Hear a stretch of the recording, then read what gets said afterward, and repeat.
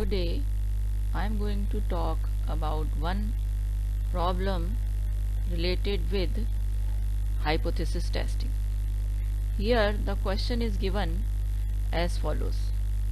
A tire company has launched a new brand of tire and it claims that average life of tires is 40,000 km.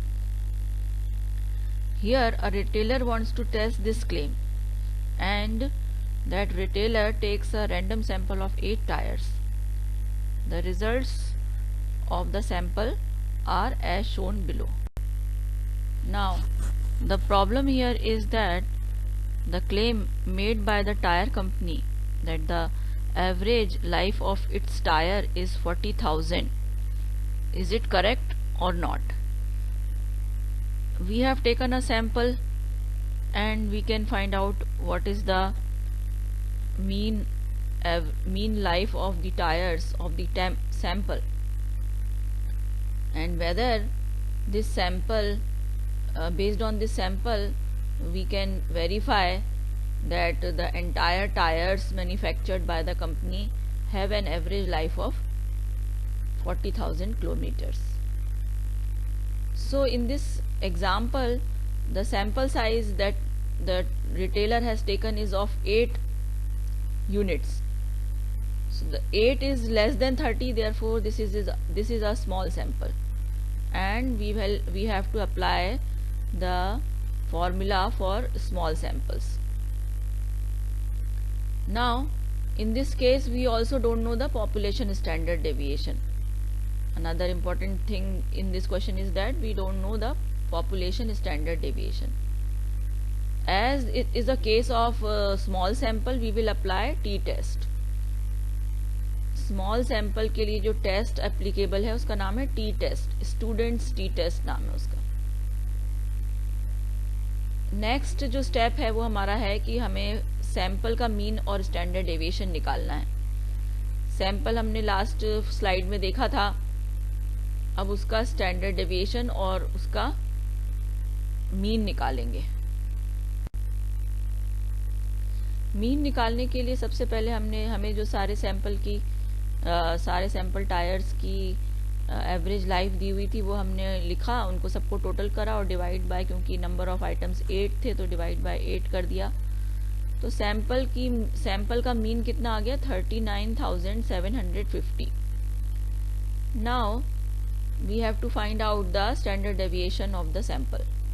तो यहाँ पर x लिखा हुआ है. हमारे सैंपल जो टेबल आप देख रहे हैं उसमें सबसे फर्स्ट कॉलम में x लिखा हुआ है, जो कि हमने वैल्यूज लिख ली हैं सैंपल की.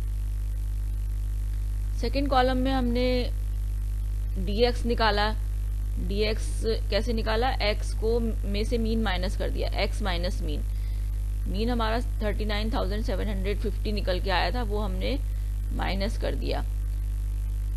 फर्स्ट केस में 35,000 माइनस 39,750 करेंगे तो 4,750 आएगा with the negative sign, and rest all figures will कम.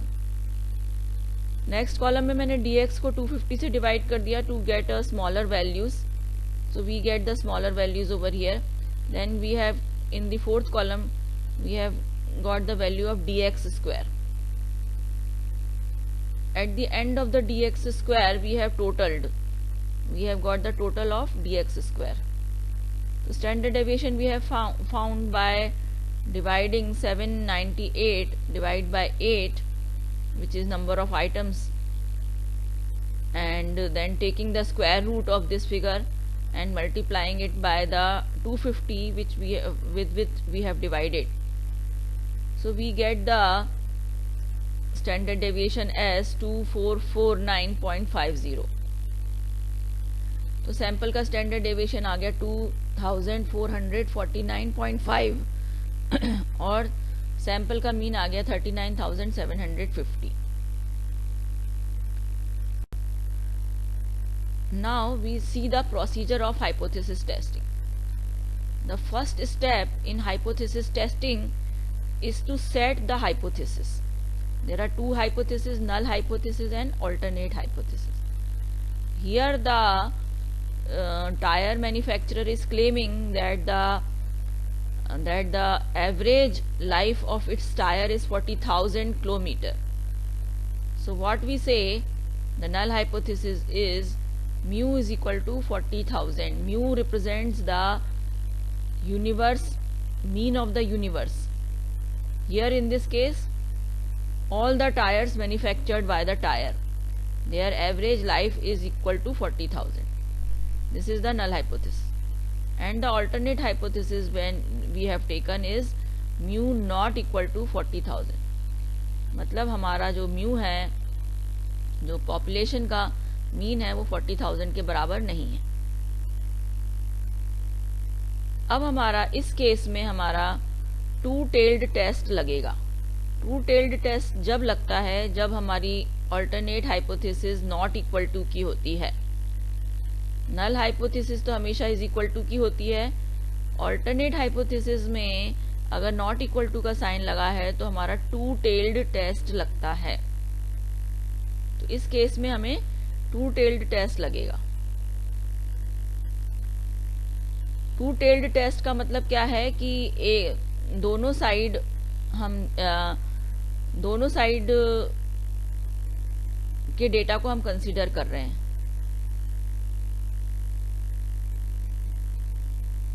तो यहां पर हमारा सेकंड स्टेप क्या है कि कौन सा टेस्ट लगना है ये हम डिसाइड करेंगे. क्योंकि ये एक टी टेस्ट है और सिंगल सैंपल है, तो हमारा t test for single sample लगेगा, जिसका फॉर्मूला जो है वो हम नेक्स्ट स्लाइड में आपको शो करते हैं. तो टी टेस्ट वन सैंपल के लिए जो टी टेस्ट है उसका फॉर्मूला है t is equal to x bar minus mu upon s divided by under root n, और डिग्री ऑफ फ्रीडम होती है n minus 1. Second pair t test का अभी हमको नहीं यूज करना है, इसके इसलिए इस फॉर्मूले को हम डिस्कस नहीं कर रहे. एक्स बार क्या है, सैंपल का मीन है. म्यू क्या है, पॉपुलेशन मीन है. एस क्या है, सैंपल का स्टैंडर्ड डेविएशन है. अंडर रूट एन आइटम्स हैं जो कि हमारे सैंपल में है. ओके, तो ये फॉर्मूला हम यूज करेंगे. के लिए आपको एक टी टेबल लेनी पड़ेगी. जैसा आप इस में देख रहे हैं, डिग्री ऑफ फ्रीडम लिखा हुआ है डीएफ. डीएफ के नीचे 1 2 3 4 लेके 1000 तक वैल्यूज दी हुई हैं.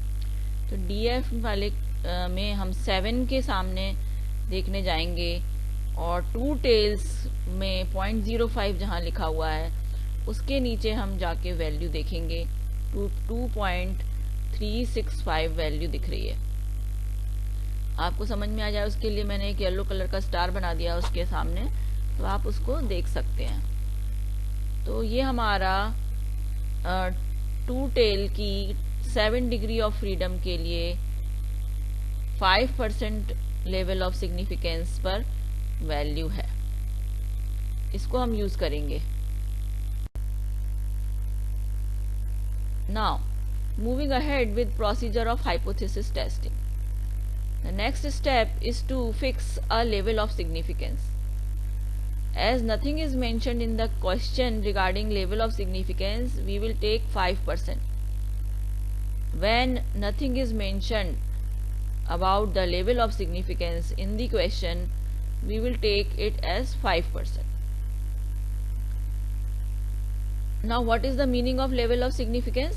The meaning of level of significance is that there are 5% chances of committing a mistake.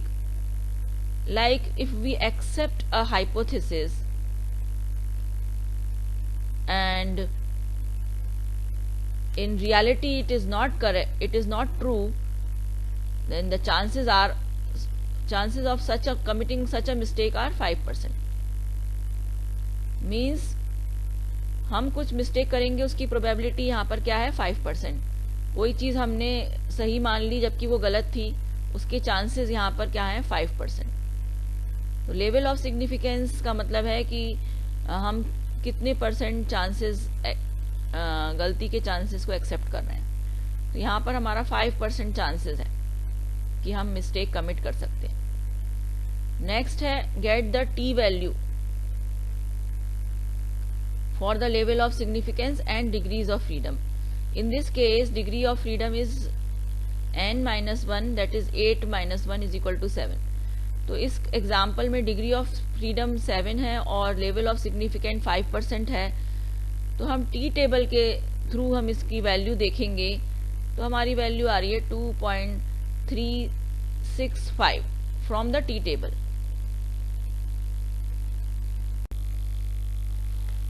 Now step 5 is to analyse the data. Analyse data करने के लिए हमको क्या करना है,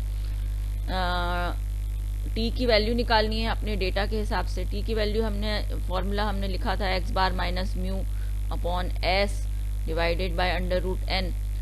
तो एक्स बार हमारा है 39750 माइनस 40,000 है हमारी म्यू डिवाइड बाय 2449.5 हमारी वैल्यू है एस की, और अंडर रूट एन मतलब एन हमारा है 8। इन सब वैल्यूज को पुट कर देंगे तो हमारा टी की वैल्यू जो आई है वो है क्या है, -0.288। अगेन ये जो इसका साइन जो है वो इम्पोर्टेंट नहीं है, सिर्फ एब्सोल्यूट वैल्यू इम्पोर्टेंट है 0.288, जो कि जो हमारी टेबल से आई हुई वैल्यू है 2.365 उससे कम है। तो ये वैल्यू जो है वो इस वजह से ही हमारा जो नल हाइपोथेसिस है वो एक्सेप्टेड है। As the value t value calculated from the data is less than the t value from the table, therefore null hypothesis is accepted। जब भी जो हमारे डेटा से कैलकुलेटेड टी वैल्यू है वो टेबल से निकाली हुई वैल्यू से कम आएगी तो हमारी नल हाइपोथेसिस एक्सेप्ट हो जाएगी। इसका मतलब क्या है कि सैंपल का जो एवरेज आया 39750 और जो उसने टायर मैन्युफैक्चरर ने क्लेम किया कि हमारी जो टायर्स का एवरेज लाइफ है 40,000, उन दोनों में कोई खास फर्क नहीं है और ये सैंपल को एक्सेप्ट किया जा सकता है। और जो क्लेम है टायर मैन्युफैक्चरर के, टायर कंपनी के, वो सही है। ओके, इस सैंपल की बेसिस पर हम ये कंक्लूजन ड्रॉ कर सकते हैं कि जो क्लेम टायर मैन्युफैक्चरर ने किया है कि उसके टायर्स की एवरेज लाइफ 40,000 किलोमीटर्स है वो सही है। Okay, thank you very much.